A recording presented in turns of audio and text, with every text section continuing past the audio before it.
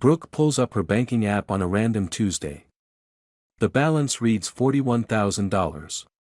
She scrolls right past the one line she has never bothered to read: interest earned last month, $34. That same $41,000 sitting in a different kind of account would have paid her $143 instead.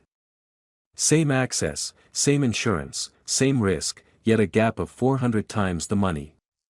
Her friend Derek is sitting on the identical $41,000.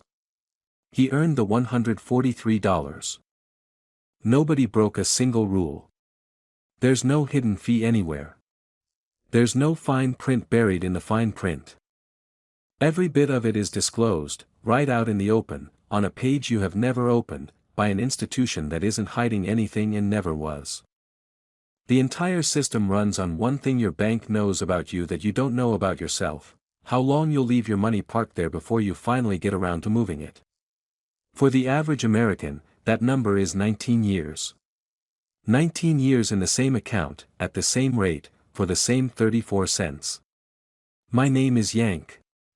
I've spent an unreasonable chunk of my adult life reading bank disclosure paperwork so you don't have to. Today we're figuring out the actual maximum amount you should ever leave sitting in a bank. Not the number your bank wants you to believe. Not the number your uncle yells across the table at Thanksgiving.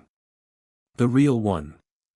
Subscribe, because there are two completely separate ceilings here, and almost everyone worries about the wrong one. Stick around to the end and I'll hand you one question to ask your own account tonight that answers this whole thing in about 11 seconds. Let's set the problem up correctly, because it usually gets framed wrong. When people ask this question, they're really asking about one specific number: $250,000, the famous FDIC limit. It got dragged into the national conversation in 2023, when 3 of the 4 biggest bank failures in American history happened within an 8-week stretch. That number absolutely matters, and it's messier than most people realize. We'll break it down fully. But here's the thing: almost nobody watching this video will ever come close to touching it. The other ceiling is the low one. Nobody puts it on a headline. Nobody sends out a news alert about it. And it is quietly costing you money this very month while you sit there feeling good about having a healthy balance. 2 ceilings. One protects you from your bank collapsing. The other protects you from your bank succeeding exactly as designed. There's exactly one situation where blowing past both ceilings is the correct move. That's where our third character comes in. Marissa has $400,000 sitting in a single account at a single bank. She's doing nothing wrong. I'll circle back to her. Marissa's situation is the exception, and exceptions only make sense once you understand the rule. So let me give you the rule right now, up front, and spend the rest of this video proving it. 2 months. 2 months of your expenses is the maximum that belongs in your everyday checking account. If you spend $3,400 a month, that comes out to roughly $6,800, enough to absorb a rough month without ever having to think about it. Underneath that headline figure sit 3 separate tiers: 3 to 6 months of essential expenses parked in a high-yield account, not in checking, $250,000 as your hard ceiling in any single bank, within any single ownership category, and any money that has no job to do for 5 years or longer, which honestly shouldn't be sitting in a deposit account at all. That's the entire answer. It fits on an index card. Now here's why almost nobody actually follows it, and why ignoring it costs so much more than it looks like on the surface. Start with the low ceiling, because this one has your name written on it. Inflation over the past year has run around 3.4%. The national average savings account pays roughly 0.38%, and the 3 biggest banks in the country pay just 0.01% on a standard savings account. 0.01%. On $10,000, that comes out to a single dollar a year. You genuinely do better rooting through your couch cushions. At least the couch pays out regularly, even if it has no minimum balance requirement. Now put those 2 figures side by side: 3.4% inflation against 0.01% in interest. That isn't slow growth, that's a guaranteed annual loss of roughly 3.4% of your purchasing power, locked in and delivered on schedule, complete with a friendly mobile push notification. This is the part that breaks people's brains a little. Your savings account can be completely, 100% safe and still be quietly losing you money. Those two things are not in conflict. Safe just means the number on your screen never drops. It says absolutely nothing about what that number can actually buy. Derek figured this out at 33. He isn't a genius. He read one page. So let's take Brooke's $41,000 apart, piece by piece, and see what it's genuinely costing her. She spends $3,400 a month. Run your own numbers alongside hers as we go. 2 months in checking puts her at $6,800. That's bucket 1, and it's fine. She wants 4 months of emergency savings on top of that, which comes to $13,600 sitting in her account earning 1/100%. That $13,600 earns her $1.36 a year. Moved into a high-yield account paying 4.2%, that same money would earn $571 a year. Same money, same day-to-day access, same government-backed insurance. Now do the subtraction. $6,800 plus $13,600 equals $20,400. Brooke has $41,000 total, which leaves $20,600 with absolutely no job assigned to it.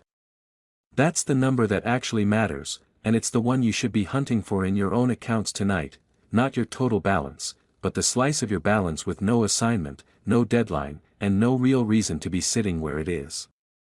Watch what happens to that leftover $20,600 if it's simply left alone. Sitting for 20 years at 1/100%, it grows to roughly $20,640. 20 years, $40. The same amount at 4.2% becomes roughly $46,900 over that same stretch, a gap of about $26,300. And that's actually the polite version of the story, because we haven't even factored in inflation yet. Run that same $20,600 forward against 3.4% inflation, and in 20 years it buys about what $10,500 buys today. So here's the real ledger, the one your bank will never put in front of you. Brooke keeps every single dollar. Her statement never once shows a loss. And she still ends up with roughly half the purchasing power she started with. Nobody took anything from her. There was no fee, no scam, no bad quarter. She simply left it sitting somewhere. Marissa's $400,000, by the way, is doing exactly the same thing right now, and in her case. That's actually fine, for reasons we'll get into later. Derek, with the identical starting balance and identical saving habits, ends up roughly $26,000 ahead of Brooke after that same 20 years. He didn't earn more than she did. He didn't save any harder. He moved his money once, on a random Sunday afternoon, and then went back to living his life. I want to be careful here, because this is exactly where finance channels tend to go off the rails. Brooke isn't lazy, and she isn't bad with money. She has $41,000 saved, which puts her ahead of most of the country. She did the genuinely hard part. She just did the hard part inside a container that was built to take a cut. Which brings up the only question that actually matters here: why is her gap this large? Not 5% larger, 400 times larger, for a product that is functionally identical to the one she already owns. Your bank isn't a vault. Your bank is a spread business. You hand them your dollar. They pay you next to nothing for the privilege. They turn around and lend that same dollar out at a much higher rate, and they pocket the difference. You supplied the money. You carried none of the upside. That gap even has a technical name: net interest margin. Across the American banking industry right now, it runs a little above 3%. So on Brooke's $41,000, her bank is pulling in somewhere north of $1,200 a year. Her cut of that is $4.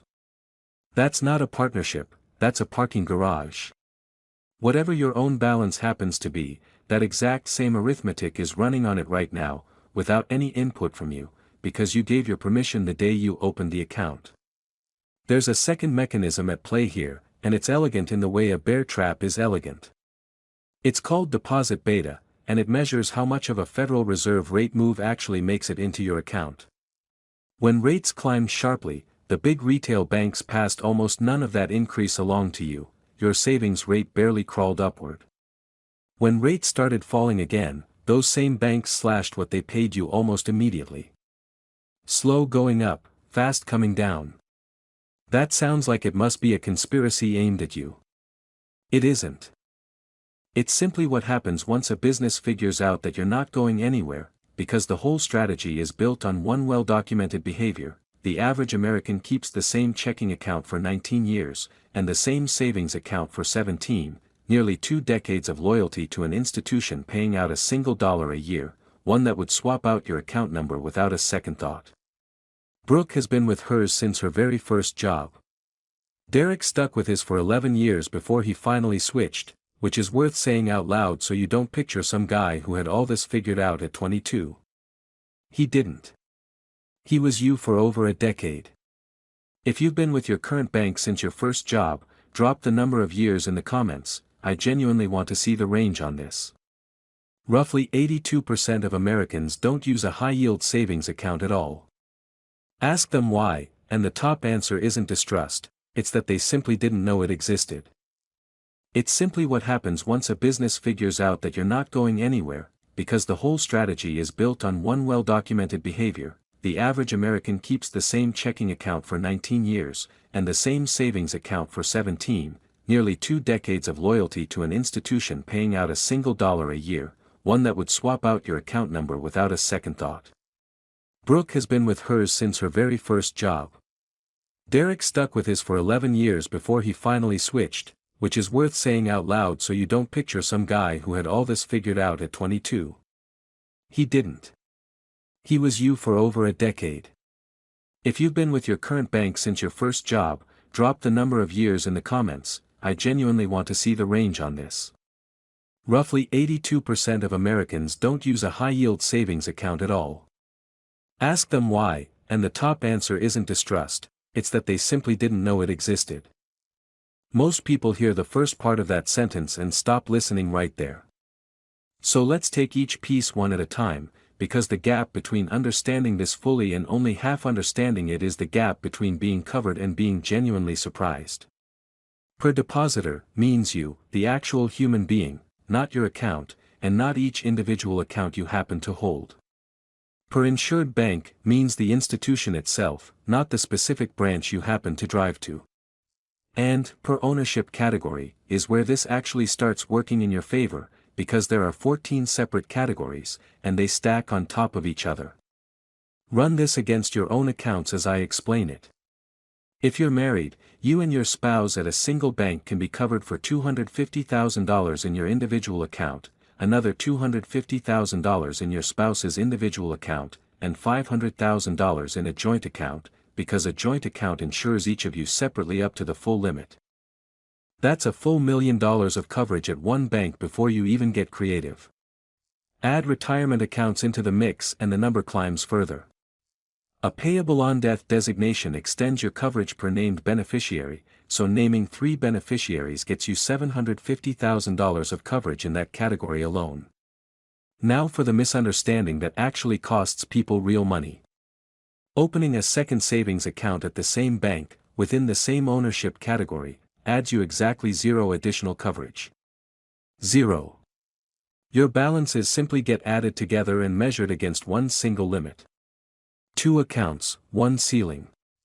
It's the single most common mistake I see, and it's an entirely honest one to make. It feels like it should work. 2 buckets should mean twice the water, right? That's just not how the math actually runs.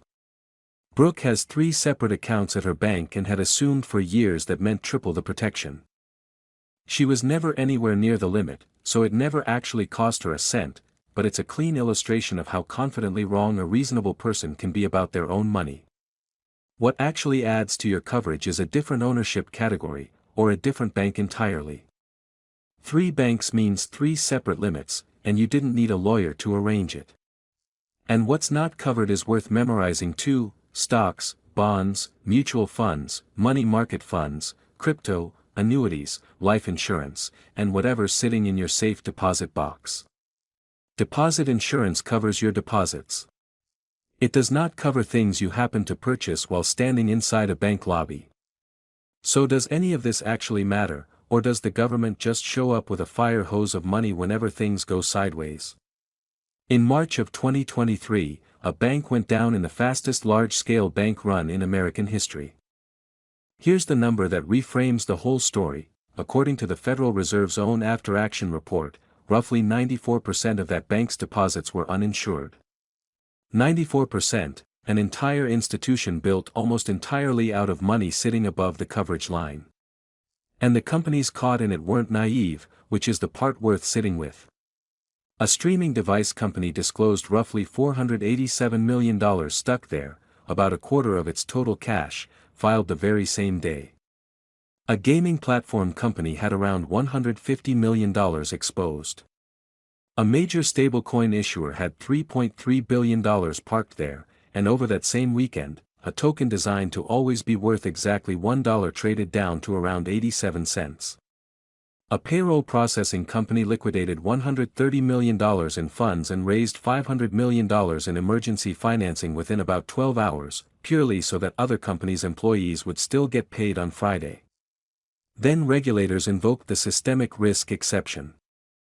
Every single depositor was made whole. The FDIC absorbed roughly $16.7 billion in losses and then clawed that money back through a special assessment on other banks. If you had money there, you got every dollar of it back.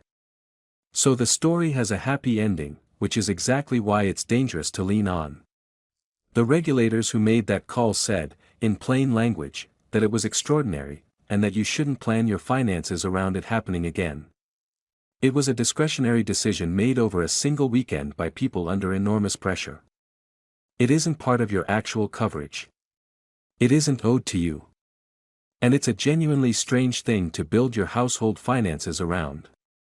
Here's the honest version, because I'm not trying to scare you into anything. Uninsured depositors have avoided losses in the large majority of bank resolutions historically. The typical process usually gets you access to your insured deposits within 1 or 2 business days. So your odds of actually losing money are small, but small and zero are different words, and you don't get to choose which one applies to you personally. Marissa, with $400,000 and a closing date 6 weeks away, cannot afford to find out which one she gets. There's also a second cost that nobody prices in: time. Because here's what those 1 or 2 days actually look like in real life. It looks like refreshing the same screen at 6 in the morning. It looks like standing at a gas pump with a full tank and a declined card. It looks like drafting a text to your landlord, deleting it, and drafting it again. It looks like calling a support number and hearing a recording say they're experiencing higher than normal call volume. It looks like doing arithmetic in a parking lot over which 2 bills can survive being paid late. It looks like telling your kid the trip is probably still happening, then sitting in the car for a minute before you go back inside. Your money isn't gone, it's just not yours for the week. If any of this is landing, come hang out in our community. It's where I post the actual rate sheets and account structures I personally use, and where people work through this stuff without anyone trying to upsell them an annuity. Now, this is usually the part where you'd expect me to tell you to strip your accounts down to nothing and shove everything into the market.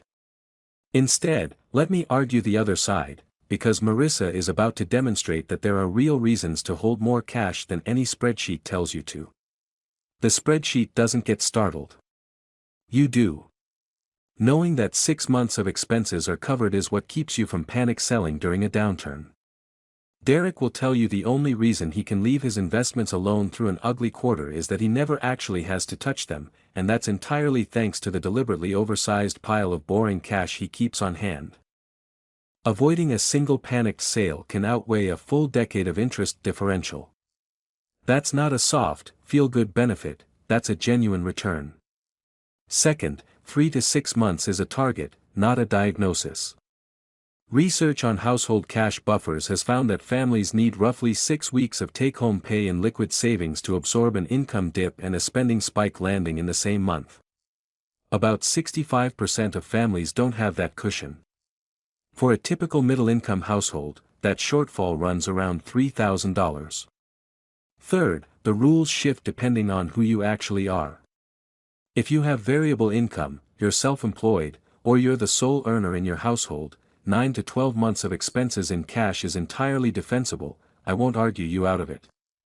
You know your own volatility better than any general rule of thumb does. If you're retired, holding 1 to 3 years of expenses in cash and short-term bonds is a deliberate, legitimate strategy. It exists precisely so a bad market early in retirement doesn't force you to sell stocks at the worst possible moment. And then there's Marissa. Marissa has $400,000 sitting in one account at one bank, and she's completely right to. It's a house down payment, and she closes in 6 weeks. That money has a job and a deadline. It can't be sitting in the market, because one bad quarter would cost her the house. She has exactly one problem left to solve. $150,000 of that balance sits above the insurance line. So she splits it across 2 banks, or uses a joint ownership category with her spouse, or uses a deposit network service that spreads a large balance across dozens of partner banks in smaller slices while she still deals with just one institution on her end. Marissa isn't breaking the rule, she's showing you exactly what the rule is actually for. Your cash isn't inherently good or bad. Cash is a tool with a specific job description, and how much of it you hold is a function of the job you've actually assigned it, not some number lifted from a headline. Marissa gave her cash a job. Brooke never did. So back to the actual answer, 2 months of expenses in checking, 3 to 6 months of essentials in a high-yield account, a money market fund, or short-term treasury bills, $250,000 as your hard ceiling per bank, per ownership category, and anything with no job to do for 5 years or more doesn't belong in a deposit account at all. That last point deserves one more sentence. Leaving your long-horizon money sitting in cash means you're choosing a guaranteed small loss in order to avoid a merely possible one. You would never take that trade if someone spelled it out for you in plain language. You're taking it right now purely because nobody ever has. Here's what I actually want you to walk away with. The reason Brooke and Derek ended up so far apart has nothing to do with intelligence, income, or discipline. They saved the exact same amount. She treated her bank account like a place where money lives. He treated his like a place where money simply passes through. That's the entire difference between the two of them, and it's the one thing in this video you're able to change today, from your couch, in about 11 minutes. 19 years is a long time to stay loyal to an institution that was never loyal back to you. I say that with zero drama. Loyalty was never actually on the table, it's a spread business doing exactly what it said it would do, right there on a page you simply never opened. Quick disclaimer, and I genuinely mean it, I'm not a financial advisor, and none of this is financial advice. Rates move constantly, and every figure in this video has a shelf life. Check the current numbers yourself before you move a single dollar. Now, that question I promised you. Here it is, open your account tonight. Find the interest line. Look at exactly what last month actually paid you. If that number is smaller than a cup of coffee, you now know exactly why, and you know it wasn't a mistake anyone made. It's a ceiling. And you're the only one who can raise it. If this was useful, subscribe and come find the rest of us in our community. See you in the next one.